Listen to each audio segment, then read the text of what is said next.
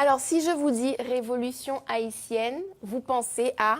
Toussaint l'ouverture. Évidemment, parce que c'est le plus connu, mais il n'est pas le seul. Et justement, ce soir, je vous présente le premier noir qui a mené une révolte à Haïti. Il s'agit de Ougan Doti Boukman Zumba, qui était un esclave africain et qui a rassemblé 200 compagnons pour mener une révolte, la première révolte de grande ampleur sur l'île d'Haïti.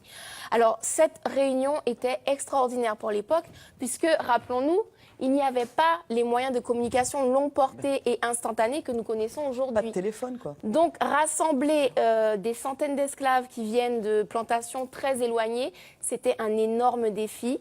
Il a relevé, Doti Boukman. Il a réussi à rassembler donc des centaines d'esclaves qui ont répondu à son appel parce qu'ils étaient complètement opprimés et poussés à bout par la cruauté de leur traitement.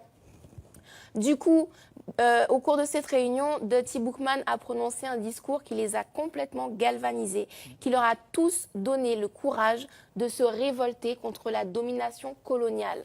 Alors, comment ça s'est passé? Comment ça s'est passé? Eh bien, des esclaves de toute l'île se sont insurgés en même temps, ils se sont donné le mot, et du coup, ils ont incendié plusieurs plantations, ils ont tué des esclavagistes, et cette révolte a duré 10 jours, au cours desquels les esclaves ont goûté à la liberté. Ça veut dire plus de travail forcé, plus de coups de fouet, plus de torture, des familles séparés qui se retrouvent et surtout, ils mangent tous à leur faim.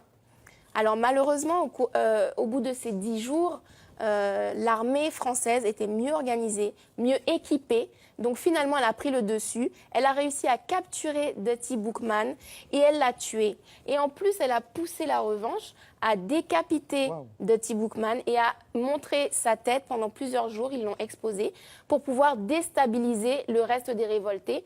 Et ça a réussi, ça a semé la panique et ils ont finalement été vaincus. Mais même si cette révolte a fini par un échec, elle aura eu le mérite d'inciter des meneurs par la suite à continuer cet élan de révolte, comme c'est le cas de Jean-François, de Biassou ou encore de Toussaint l'ouverture, le fameux, et de Jean-Jacques Dessalines. Alors, je n'ai pas simplement pris Doti Boukman juste pour son courage extraordinaire, mais également parce que nous sommes au mois de janvier. Le 1er janvier 2017, Haïti a célébré sa 213e année d'indépendance.